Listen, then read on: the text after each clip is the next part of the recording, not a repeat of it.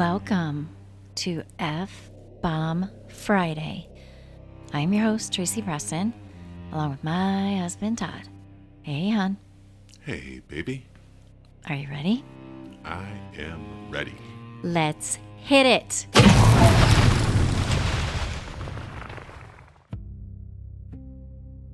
Michigan in the 1860s was not the Michigan we know today.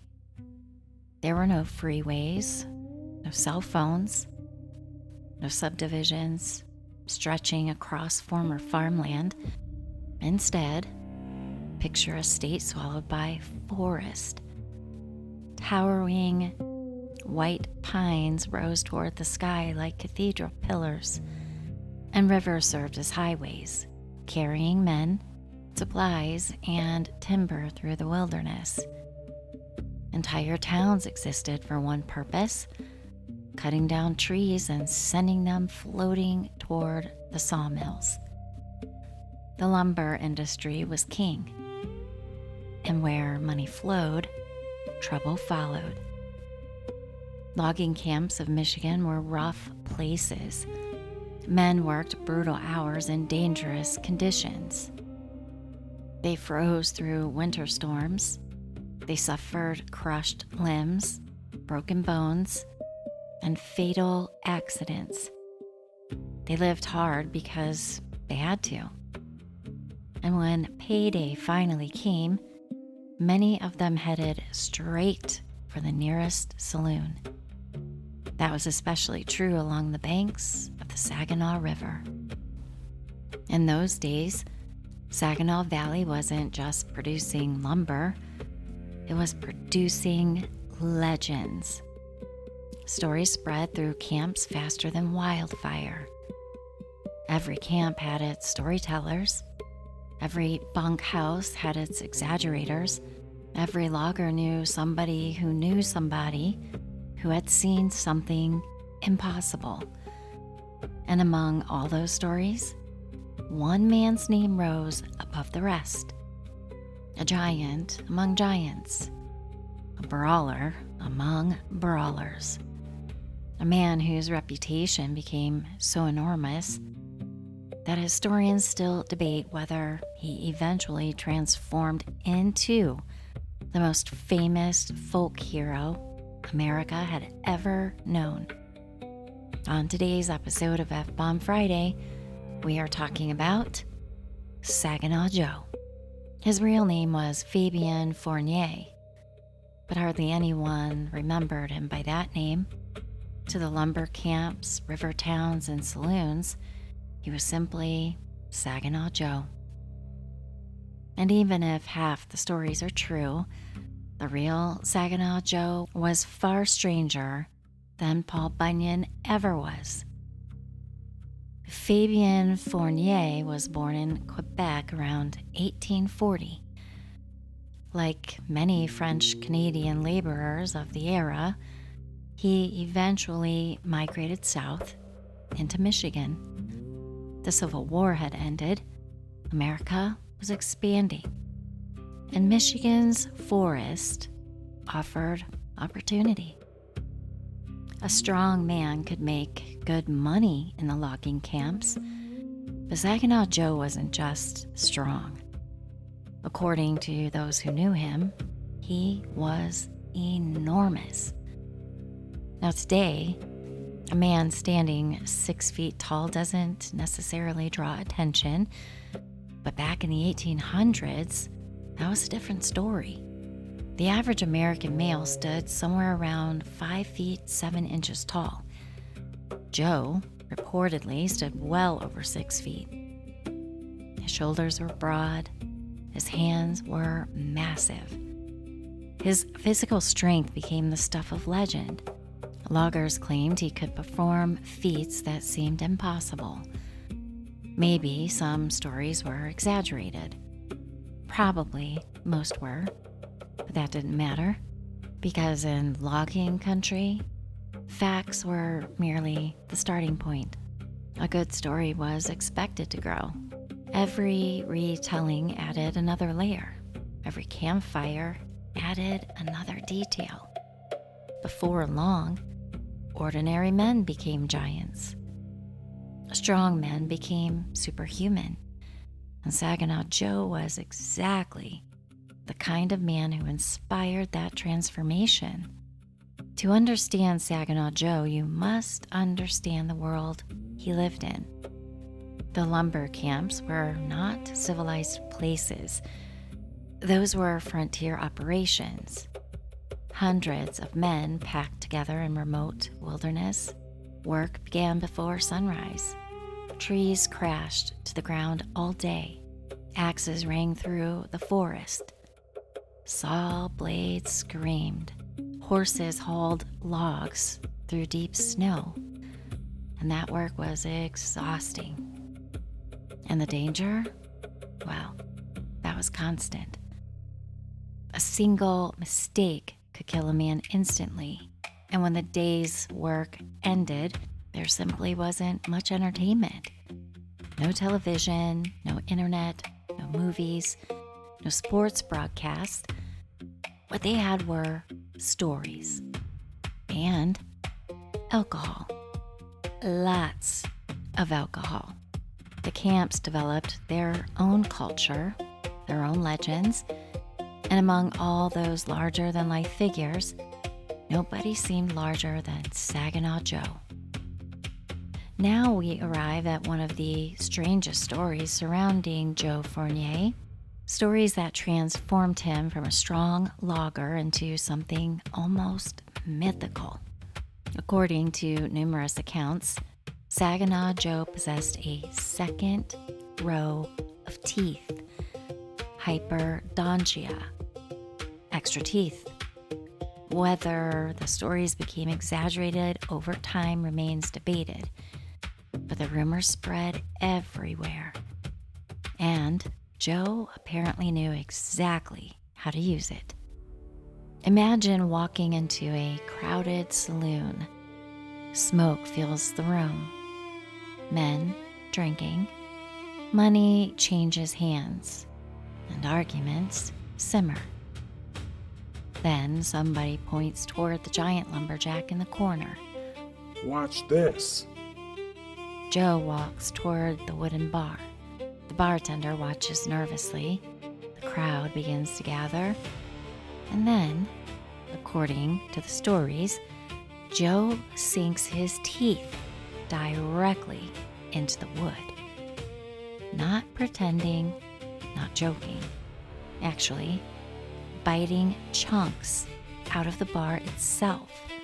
Splinters fly, men stare, someone laughs, someone else swears, and by the end of the night, the story begins spreading to the next town. By the next week, the story had reached another logging camp. By next month, nobody remembers exactly what happened, only that Saginaw Joe supposedly bit pieces out of solid wood. And somehow, that story only got bigger from there. Every legendary fighter has a signature move, right? For some, it was a knockout punch. For others, a knife. For others still, a revolver. For Saginaw Joe, the stories say it was his head. Specifically, his head butt. Joe reportedly possessed a skull that seemed nearly indestructible. In saloon fights, he allegedly launched himself forward like a battering ram. One violent collision, one devastating impact. Fight over. Whether entirely true or partially exaggerated, the stories spread rapidly. Men from Wisconsin heard them. Loggers in Minnesota heard them. Camp workers across the Great Lakes region heard them. Soon, Joe's reputation preceded him wherever he went. And that's a dangerous thing, because eventually, when a man's reputation becomes larger than life, somebody always wants to challenge it. To find trouble in the 19th century Michigan, there was one place everyone knew: Bay City. More specifically, Hell's Half Mile. The name alone tells you everything. Hell's Half Mile was a stretch of waterfront right along the Saginaw River that held saloons, brothels, gambling, fighting, drinking, and of course, crime. If you earned money in the woods, there was a good chance you'd spend it there, and Saginaw Joe was no exception. After months of hard labor, Joe often found himself in Bay City. The giant logger became a familiar sight. People recognized him. Some admired him. Some feared him. Some probably wished he'd stay far away, because wherever Joe went, excitement often followed. And excitement in Hell's Half Mile usually meant violence. Now here's the thing about legends. They create enemies. The stronger a man's reputation becomes, the more people want to challenge it. Some will seek glory. Some revenge. Some simply want to prove the legend wrong. By 1875, Saginaw Joe had become famous, not statewide or nationally, but throughout the logging country. His stories traveled from camp to camp, his reputation along with it. And somewhere along the way, that reputation may have made him a target. Because on a November day in 1875, everything changed. Now the details vary depending on which account you read, but the basic story remains remarkably consistent. Joe was in Bay City, near the docks, near the river, near the place where lumber fortunes were made and lost. Then violence erupted. A local stonemason named Adolphus Robertson, better known as Blinky Robertson, became involved in a confrontation with Joe. Now accounts differ regarding the circumstances, but what happened next shocked Michigan's logging communities. Robertson allegedly attacked Joe with a heavy mallet. The giant lumberjack collapsed. The injuries proved fatal. And just like that, the most famous logger in Michigan was dead. 35 years old, gone. The giant had fallen. Now, if the murder shocked people, well, the trial stunned them. Logging camps followed every development. Newspapers covered the case. Arguments erupted. Men debated what really happened. Then came the verdict. Robertson was acquitted, not guilty. The reaction was explosive. Everyone expected a conviction. Instead, the man accused of killing Saginaw Joe walked free, and that outcome guaranteed something important.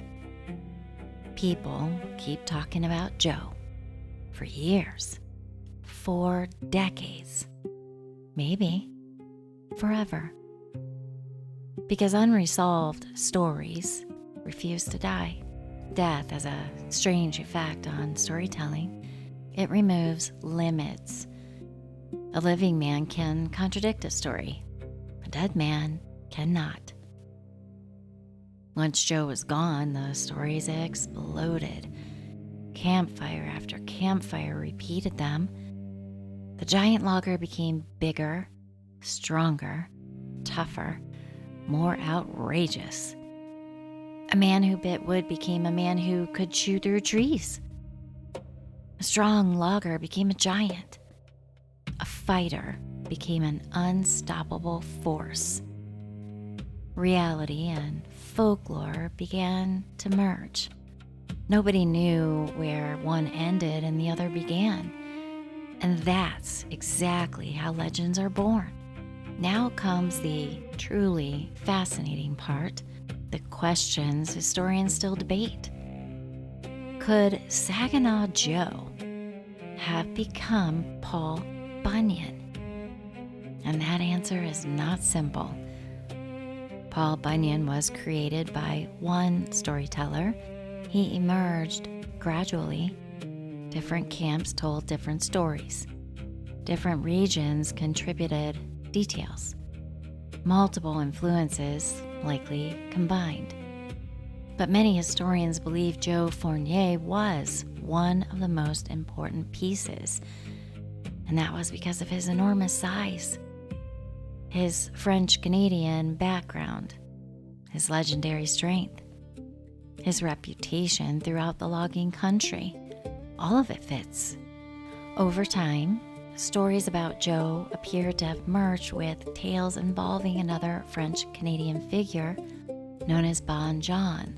Language evolved, names changed, accents altered pronunciations, and somewhere in that process, Bon John may have become Bunyan. The rough edges disappeared, the violence faded, the drinking vanished, the bar fights were forgotten. The murder became history, and in their place emerged a giant folk hero, a cheerful giant, a giant who created lakes with his footprints, a giant who carried an enormous axe, a giant accompanied by a blue ox. America didn't remember Saginaw Joe. America remembered Paul Bunyan. But one final mystery remains. According to local lore, Joe's unusually large jawbones survived long after his death. Some claim it was displayed for years at the University of Michigan School of Dentistry. Supposedly, visitors could see the physical evidence behind the stories of his remarkable teeth. But if that's true, where's it now? Lost? Misplaced? Stored away somewhere? Nobody seems entirely sure, and perhaps that's fitting, because mysteries tend to follow legends. Maybe we'll never know exactly how much of Saginaw Joe's story is true. Maybe he really did bite chunks from wooden bars. Maybe he really did possess a second row of teeth. Maybe he really was the strongest logger in Michigan. Or maybe generations of lumberjacks sitting around winter campfires simply transformed an extraordinary man into an impossible one. But that's how folklore works, right? Every legend begins with a person, a moment, a rumor, a story worth repeating. And then somebody adds a new detail, and someone else adds another one. A decade passes, and before long, the truth becomes tangled with imagination.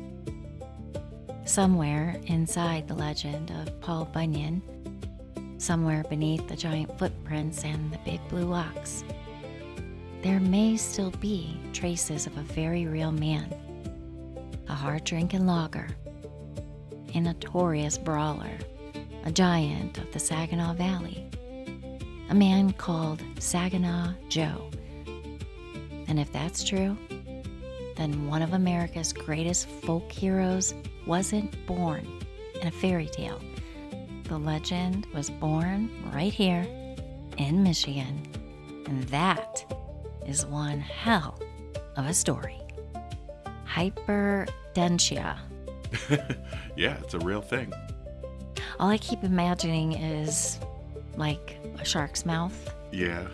with like all the rows of teeth, except for they're not, Yeah. serrated and pointy. Or maybe they were. Yeah. Seems like kind of a superhuman power kind of thing to have. I don't think I've ever read of anybody having 2 rows of teeth. Yeah. You better take care of them all if you have 2 rows, because that can get pretty costly dental-wise. I don't think he was having much dental work done in the 1860s, though. And if he could chew through barwood, well, Yeah. it's like a beaver. He's a rough and tough dude. I mean, they all had to be rough and tough back in the day, I'm sure. But this dude, Saginaw Joe, he was the toughest of them all. And I find it interesting, the comparison or confusion or mixture of, was Saginaw Joe really what Paul Bunyan evolved from? Well, it was certainly one of the strongest stories that inspired the Paul Bunyan legend. This is what I would find interesting now. If Paul Bunyan was real, and we know Saginaw Joe was, and we know another character was, Snapjaw, the ogre, wouldn't it be cool to see them all in one saloon at once? What a crazy time that would be. It would be interesting. Paul Bunyan would be the equalizer, I think. Yeah. The one keeping the peace. Keeping the peace, and Snapjaw would be... He'd be the ref. Yeah. Well, he'd be trying to fight with everybody, too. Just for the dare of it. Was Paul Bunyan a fighter? Paul Bunyan was a fighter, but he was more depicted as a friendly giant. Right. Thanks to Disney. Let's get ready to rumble. Well, good story, hon. And you did show me a picture. So this man, Saginaw Joe, was a real dude. He was a real dude. He was tall. Yeah. And it took somebody to sneak up behind him and take his life, because I'm sure if Saginaw Joe saw this guy coming, it would have never happened. He would have never died. He was probably someone that Saginaw Joe beat his ass. Probably. Or his brother or something like that. Yeah. He's a real coward. That's one of those things, if you're going to be picking fights and having fights with people, you're bound to make enemies. This is true. But still, it was a cowardly thing to do. Yeah. That was a great story, hon. Thank you. You want to sign us out? I sure do. You better lock your doors. You better lock your windows. And you might want to check under your bed. And I think I'm going to have nightmares of hyperdentia. Yeah, don't forget to brush your teeth. 2 rows of teeth, get them clean. Both sets. Mm-hmm. Thanks, everyone. Thanks, everybody. Hey, and we will see you again on Malice Monday. We'll see you on Monday.